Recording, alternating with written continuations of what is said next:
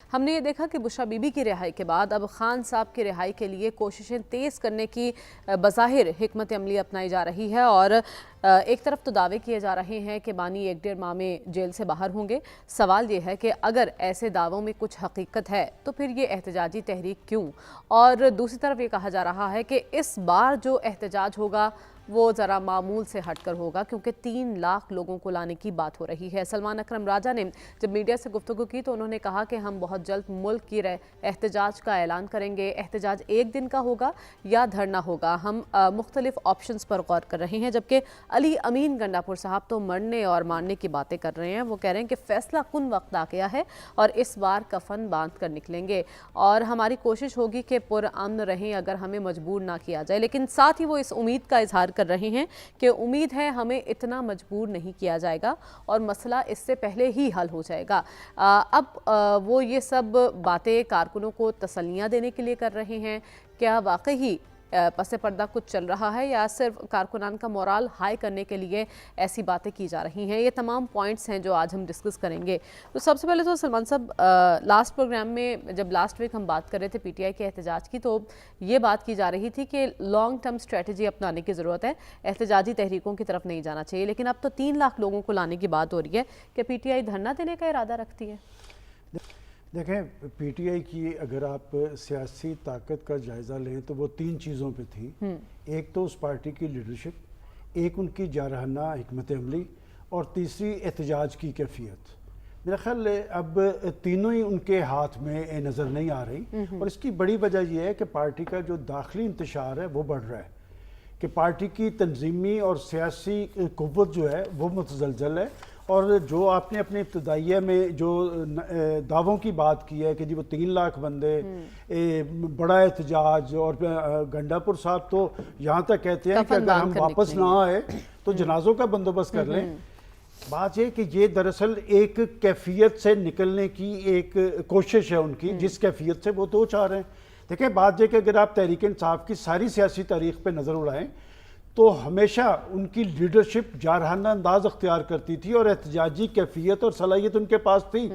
और 2018 में वो इसी कुव्वत की बुनियाद पर वो बरसत इक़्तिदार आए और इस हिकमत अमली और इस कुव्वत के पीछे कुछ थपकी भी थी, कुछ सिग्नल भी थे। अब वो कैफियत नहीं है और यही वजह है कि वो कैफियत तारी नहीं कर पा रहे। और ये सारे दावे सलमान अकरम राजा साहब बड़े रिजनेबल आदमी हैं।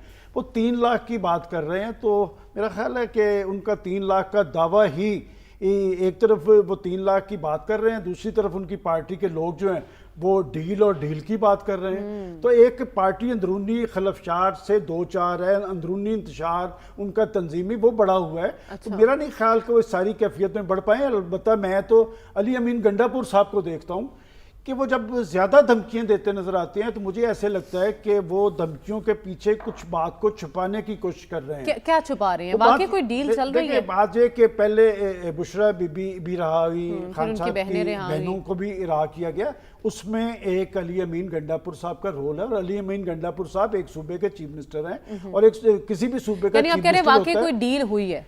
देखिए, मैं ऐसे कोई गलत बात नहीं करता। मैं ये बात आपको वसूख से कह सकता हूँ कि जी अली अमीन गंडापुर साहब के राब्ते ज़रूर हैं। इसलिए कि उन राब्तों के बगैर किसी सूबे का चीफ मिनिस्टर इस तरह चल नहीं सकता। पाकिस्तान के अंदर जो कैफियत तारी है, अगर उनके राब्ते हैं सलमान साहब, तो फिर वो ऐसी बातें क्यों कर रहे हैं कि फैसला कुन जंग का वक्त आ गया है? इसीलिए तो वो कर रहे हैं, इसीलिए तो वो कर रहे हैं कि उनके राब्ते हैं। और मैं आपको पिछली दफ़ा भी एक बात कही थी कि आखिर जब वो डी चौक की तरफ जा रहे थे तो किसी के टेलीफोन कॉल पे उन्होंने अपना रास्ता भी बदला था। और ये बात अच्छी थी कि मुझे पार्टी के ज़िम्मेदारान ने बताया कि हमने तो एक पॉजिटिव तर्ज अमल अख्तियार किया था, लेकिन हमें मतलूबा नताइज नहीं मिल पा रहे। मैं समझता हूँ कि पॉलिटिकल पार्टीज की असल ताकत जो होती है मुशावरत का अमल होता है। इस वक्त उनके 10 लीडर नजर आ रहे हैं, 10 के बयान अलग-अलग है। इसका मतलब यह है कि पार्टी किसी अंदरूनी नफसियाती कैफियत से 2 चार है और उससे निकलने का बेहतरीन जरिया पार्टी का ये होता है। पार्टी एहतजाज के हवाले से एतमाद करती है गंडापुर साहब? देखिए, मैं नहीं समझता कि इस वक्त तहरीक इंसाफ किसी एहतजाज या एहतजाजी तहरीक की पोजीशन में है। अलबत्ता किसी न किसी सतह पर इनकी बात ज़रूर चल रही है। वो बातचीत नतीजा खेज हो सकेगी या नहीं, चूँकि पाकिस्तान की रियासत और रियासती अदारे जो हैं वो इतने कमज़ोर नहीं हैं। हुकूमतों को आप एहतजाजी तहरीक के ज़रिए, धरना सियासत के ज़रिए प्रेशराइज कर सकते हैं, لیکن اگر کوئی یہ سمجھے کہ پاکستان کی ریاست ان کے سامنے سرنڈر کر دے گی تو ایسی کوئی بات نہیں ہے، اور جو وہ ٹیکٹس استعمال کرتے رہے ہیں وہ نتیجہ خیز نہیں ہوئے، اور 26ویں آئینی ترمیم کا اگر ان کو کوئی بڑا نقصان ہوا ہے تو یہ ہوا ہے کہ ان کے ہاتھ میں جو سب سے بڑی طاقت تھی احتجاج کی کیفیت کی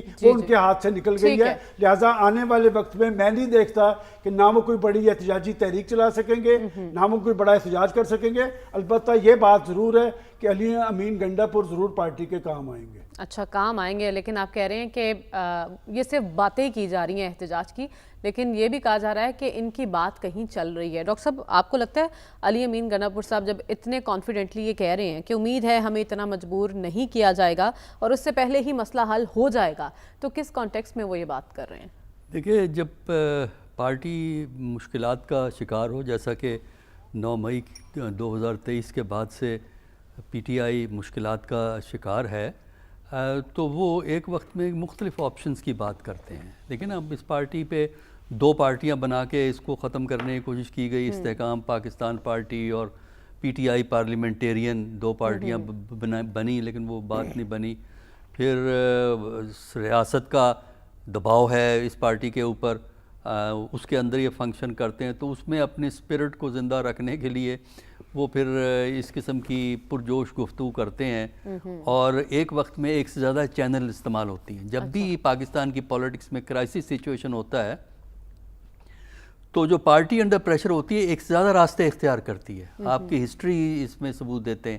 دیکھیں نا، جس طرح جہاں 2006 میں ایک طرف بڑی باتیں ہو رہی تھی کہ چارٹر آف ڈیموکریسی، یہ 26ویں ترمیم کے حوالے سے بڑا اس کا نعرہ لگایا گیا، ایک طرف بے نظیر چارٹر آف ڈیموکریسی پہ سائن کر رہی تھی مئی 2006 میں، اور اس کے ساتھ ساتھ بے نظیر کا ڈائلاگ چل رہا تھا، ملاقاتیں بھی ہو رہی تھیں ادھر اس سے اپنے پرویز مشرف صاحب سے، جو امریکہ اور برطانیہ فیسیلیٹیٹ کر رہے تھے، جس کی وجہ سے NRO 2007 میں آیا، وہ آئیں۔